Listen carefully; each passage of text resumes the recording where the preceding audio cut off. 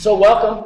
Glad you're here tonight. If you don't know each other, you're going to get to know each other in a little bit. I'm going to introduce a topic tonight that is a huge topic, and I'm going to try to keep it fairly short tonight so you have more time to talk as we open up a big, big topic.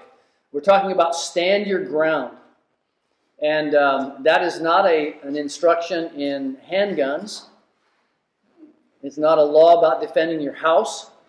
It's a challenge for us as believers to be able to stand our ground in a gentle and godly way with a biblical worldview. And that's really a lifelong project for all of us. But we're probably going to take the whole year to walk through this, the whole year of Ironworks to walk through it. We'll have some breaks. But the implications are vast, and I'm excited about it. And I hope you will be as well. Well, I was probably somewhere in college that I got introduced to the word worldview. Often it's one word put together. And what is a worldview? You have a worldview. You have a way that you think the world works. It's like a lens through which you see the world. And it's not just one big idea, it's one big idea with a whole subset of practical applications. And that's the sum total of your worldview. So a worldview is like the lens through which you see everything. Or it's like the framing of a house. It's the framework by which you're able to take certain things in life and put them in a certain setting and understand them with some kind of rationality. So when you have a worldview, you have some idea of how the world is designed, how life is designed, or not. Some people have a totally deconstructionist worldview. They think everything is random. But it's how the world is designed. Your worldview tells you why things happen the way they do. You don't always get a tight answer on that, but a worldview tells you this is the way things work. And sometimes people have a worldview of karma or fate, or they believe there's a plan to this. And a worldview also tells you what your purpose in life is. What's the purpose for human life and for my life, my particular life? So your worldview needs to take all of that in. So why do we need a worldview? Well, let me just give you one practical thing. When I was in college, the last 2 years of college, I spent the summers working for a camp called Sea and Summit. And it was a camp it was a lot like Outward Bound, if you know anything about Outward Bound. It was a high-level stress camp, only we worked with delinquent boys, so it was even more stressful. And there was a series of camps around California where they had about 100 boys in each camp up in the mountains. And when some of these boys were ready to be released or go on probation, their probation officers would remand them to us. And basically the deal was, if you do well at this Sea and Summit camp, we will consider that in your probation and even in your sentence. So it was a very intensive time. We only took about 15 kids at a time, and it was one counselor to four boys. And we spent our whole, and it was 2 weeks long, or 21 days long. So we spent our first week near the coast. We did some sailing and some swimming and some conditioning and some training. And then we spent 14 days in the high Sierras backpacking. Now, if you've ever backpacked, 14 days is a long time. It's a long time to supply food, especially when you're splitting it 5 ways and it's supposed to be split 4 ways. So you have a lot of intense conversations. And we did some mountain climbing and just had a great time. And our whole purpose in this was a gospel purpose, and that was to introduce these young men, most of whom were from the Los Angeles area, from Pasadena, from East LA, from other areas. A lot of them had been in gangs, a lot of them had been in drugs. And our desire was to introduce them to Jesus and to share the gospel with them. And we tried the best we could to do that. And we had some success at that, but there were lots of things that they were dealing with. And I remember in the middle of my second summer, I was thinking, if one of these kids, if Jose or Raul or Renal came and asked me, hey, how do I receive Jesus? Well, I could have told them that. You know, I had my gospel tract sort of ability. I could have led them through Romans and shown them how to receive Jesus. But I realized that I didn't know how to take Jesus to their world. I didn't have the bandwidth. I didn't have a worldview wide enough to be able to go to their world, find out about their world, and bring Jesus to their world. I was at the place where I needed them to ask me the right questions, and then I could give them the right fill in the blanks. And that's what led me to say, you know, I need to go to seminary. I need to get more training. I need more Bible. That was my terminology in those days. But what I was really saying is I need a worldview that is nimble enough, broad enough, but stable enough to relate to the world of another person and be able to listen to them, not be threatened by their experience, not be threatened by their resistance, not be threatened by their philosophy, but talk to them about how God has a message for them and bring the grace of Jesus Christ to their world. So I needed a worldview, and I needed something that was much more resilient than the one that I had, even though I'd been a Christ follower for many years and really wanted to walk with the Lord. And so that's what drew me to seminary, and very little of my seminary really gave me that new worldview. But I began to get in touch with people and began to read authors who began to help me. So logically, your behavior, your attitudes, and your motivations should follow your worldview. But very few people actually live according to their stated worldview. For example, if you're an atheist and you think that warfare is cruel and it should be stopped, you are not living according to your worldview. Because an atheist, by definition, doesn't believe there's a God, doesn't believe life has a purpose, it believes that we're here by accident, and that it's all a matter of random evolution. So an atheist has no basis upon which to call something good or bad.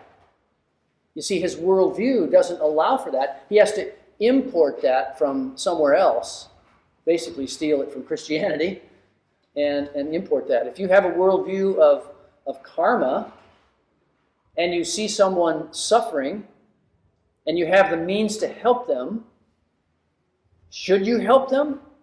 Or is this their karma? They need to go through this. This is part of what they deserve in life. So your worldview would not lend it to sympathy. If you have, a worldview of a Christian worldview, then we also should be consistent in our behavior, attitudes, and motivations to live out that worldview.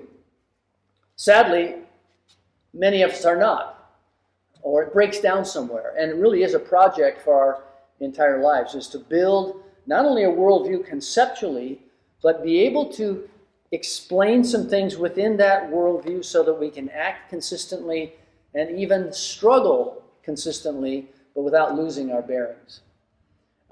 Maybe you heard about the prayer done by Emmanuel Cleaver to open the legislative session of Congress about 2 weeks ago. And when he ended his prayer, he prayed it to whatever monotheistic entity that you want to pray to, and then he said, Amen and Ah woman. Now, he claims that was a pun. Of course, the internet went ballistic with all of that. The problem is, whether it was a pun or not, it fits the left, the woke, the progressive worldview, which is the erasure of gender distinctions, and cause all kinds of things. There's a bill in Congress right now that wants to eliminate the congressional use in their speech of father, mother, sister, brother, any kind of familial designation that has anything to do with gender and or age, because they don't want to offend certain people. Well, there's all kinds of things happening in our culture. We could mention them on left and right, and thousands of individual skirmishes that we could enter, and that we probably should enter. But here's the point. They don't stand alone. Behind every one of them is a worldview. And it's the worldview issues that we need to be seriously concerned about ourselves. And this may sound a little bit remote, but it will get very practical as we go. So basically, I'm going to just talk about a real contrast here between a progressive postmodern worldview and a biblical worldview. A postmodern progressive worldview basically believes there are no absolutes and there's no ultimate accountability. And so Francis Schaeffer said, when you have no absolutes, then you become governed by arbitrary absolutes. What a great phrase. And we can see that today. In a postmodern world, there are arbitrary absolutes. And so when you watch the cancel culture and you get upset about that, recognize that behind that, there's no solid footing on which these decisions are being made, because they're arbitrary absolutes. You say one thing in one administration and it's okay, but you say it in the next administration and it's not okay. Things are floating. And in this progressive postmodern worldview, then our desire is our destiny. What we desire, what we hunger for, is what we ought to have. And so we can see people pursuing that. And when you disagree in this worldview, you are labeled a hater. So I'm trying not to make this political, but there are definitely political lines in this.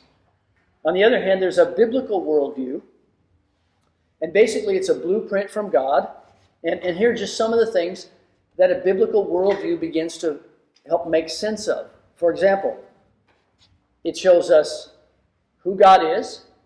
It shows us the nature and the destiny of mankind. It shows us the origin of sin and evil and death, all kinds of ugly things that are happening in our world.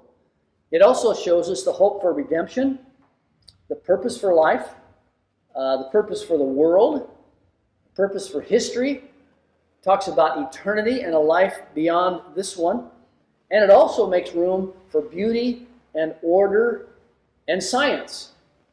A biblical worldview is the only thing that made science possible, because we're not studying the God of earth. We worship God who is above the earth. He made the earth so we can explore it. Now, not all Christians live up to our worldview, and so that's going to be the challenge as we walk through this process. When I was in college, Francis Schaeffer came to speak to us several times, and I don't know if you've ever read Francis Schaeffer, but he was saying 50 years ago that we live in a post-Christian world. And we saw that philosophically, we saw that in the arts, we saw that in certain degrees of academia, but we can see it now in our schools. We can see it now in all of our media, that we live in a post-Christian world. And it affects our schools, our businesses, our view of sexuality, our civility. It's affecting our justice system, our medical ethics, and we live in a post-Christian world. And we are no longer, if we ever were, a majority. We are an extreme minority, and especially those who have a biblical worldview. So Christianity is a comprehensive worldview, not a series of unrelated doctrines or random devotional thoughts. So that's what we're trying to get at. In 1 Peter 3:15, in the context of the early church suffering, Peter says, you know, who's going to harm you if you do what is right? It's kind of a rhetorical question because he knows that people will. But then he says, I want you to be able to give a reason for the hope that you have. And that's what we need to look at for our worldview. So how can I frame a biblical worldview? Here's what we're going to do over the next who knows how many months. I think this will take us all of 2021 in our Ironworks sessions. We're going to look at the 10 Commandments. But we're not looking at the 10 Commandments as a list of rules. Now they are, but we're looking at them as God's moral law. We're looking at them as the wiring diagram of the world. It's how it works. Several years ago, I had an old, I think it was a 1984 Chevy Blazer, and the window switch stopped working. So I got along during the winter. That didn't matter. I didn't need the window to go down. In the summer, it was a little more irritating, and it didn't work. And then I realized that if I had to slam my door twice to get the radio to work. So the window didn't work and the radio didn't work, and you know how that is. You accommodate for a while. It was kind of like that. I had a microwave oven one time that you'd punch in the number and hit cook, and you'd have to hit the corner of it to get it to start. So even after I got a new oven, I always hit the corner. You get in these habits. So I slammed the door twice to try to get my radio to work, and you know how you accommodate. So finally, I took the door apart, and it was amazing how many wires were running through that door. And somewhere there was a wire that was shorting out, and I found somebody who actually could read the wiring diagram, and they said, it's this wire, and they knew the color of the wire. I knew what to look for, and so I could go find what it was to fix. And that's a simple illustration, though, but it's profound that when you have a biblical worldview and something shorts out in your life, there is an answer for that somewhere. Now, it might not be a happy answer. It might be an answer that says, yes, the world is dangerous, it's fallen, and you're a victim in this world, but it doesn't mean that it's absurd. And it doesn't mean that you're hopeless. There is an answer. There's something in it if we learn to read the wiring diagram. So the 10 Commandments are like that wiring diagram for us. It says this is how the world is designed. And we'll talk more next week about how gracious it is that God gives us these 10 Commandments. So you can see them there in front of you. They're out of Exodus chapter 20. And I'll just make a couple of comments on a couple of them. You shall have no other gods before me. So obviously this is establishing that God is a singular God. It's monotheistic. There is a purpose in this. Something just happened to our Zoom. Did you guys go away? I don't know what happened. Cancel culture. Yeah. There they go. They're on. They're back on. There we go. And He's the God of creation. We look at the second one. You shall not make idols, and this attacks our own pride, our own desire to kind of get leverage on things and to go beyond what God is doing. Look at some of the more practical ones. You shall not murder. That's a pretty practical one. That's extant in every society, but it defines life and the value of life and when life begins and where it's going. We look at the ones, number 7, you shall not commit adultery. It defines our sexuality, but it also defines the family. It defines male and female. It defines the value of faithfulness and the future of a nation. So these are amazingly moral guidelines for life. Now the thing is, they humble us because all of us have broken one or more of the 10 Commandments. So we're not going to be talking about trying to strive to live up to some standard. What we're going to try to do is to say, let's look at the beauty of this and let's live according to it because we get to. We get to live this way because this is the way God designed it. And to make things very practical, God also put not just the 10 Commandments, which have never been rescinded, they are still extant today. He also gave to Israel 613 case laws, which are applications of the moral law, which bring it down to society and family and personal ethics. And we will not be looking at all 613 case laws. Many of them are ceremonial, and we no longer are part of the temple or synagogue system, so we won't be looking at them. But it's a good picture of how God's moral law is meant to leach into the fabric of how we walk in our world, in our trade, in our business, in our family, in our desires, and design a world that is more and more, as we progress in our sanctification, more and more in line with what God has designed for us. So I want to just take a couple minutes and have you look at the first 5 words of the Bible. In the beginning, God created. In the beginning, God created. Just think of the way this starts out and gives a huge handhold on the meaning of life and what's going on. Number one, we know that we come from a creator.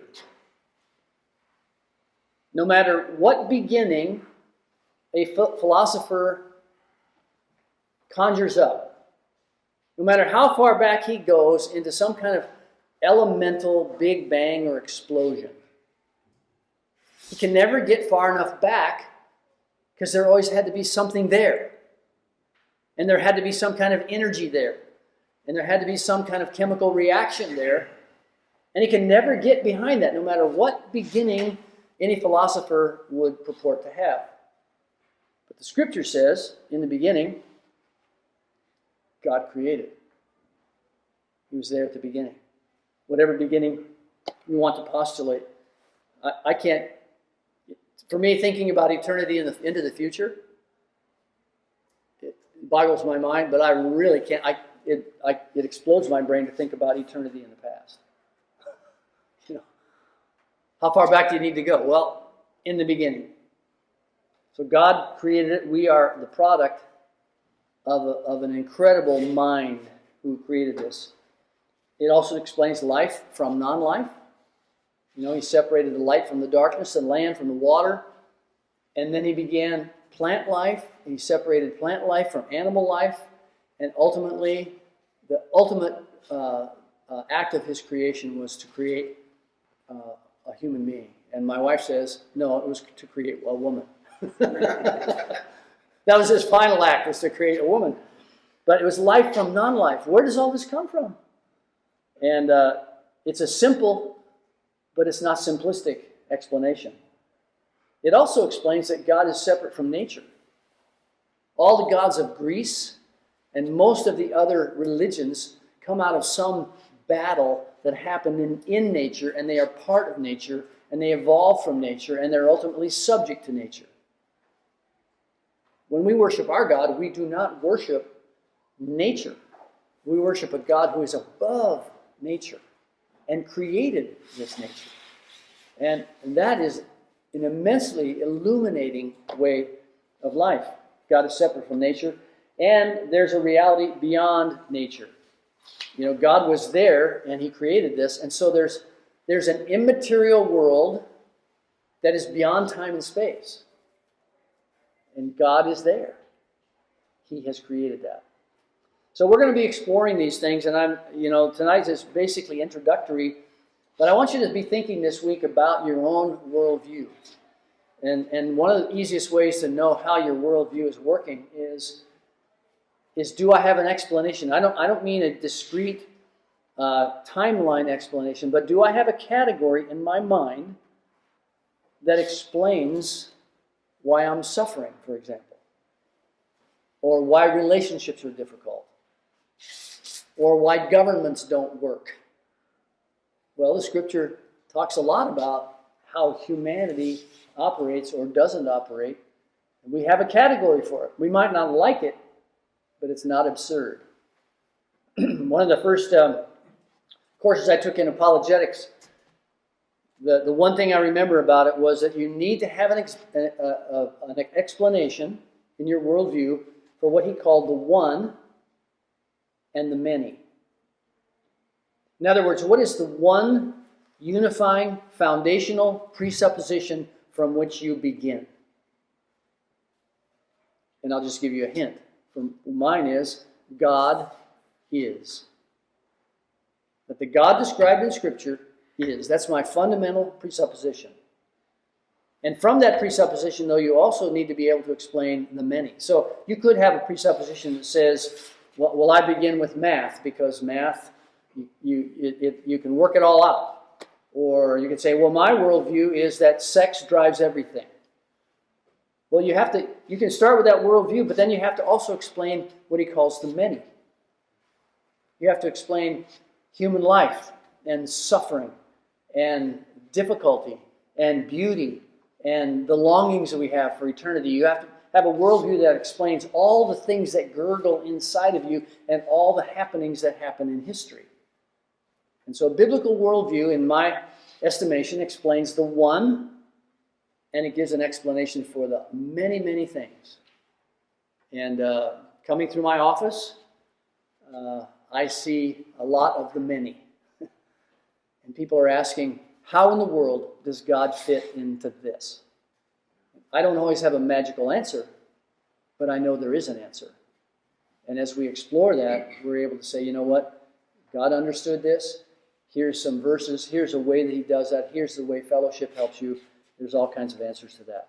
Well, here's the way I want you to live out your worldview as we go through this, and I'll be bugging you about this. I hope you'll be sharing with me joyfully about it. I want to start asking you to think about this BLESS acronym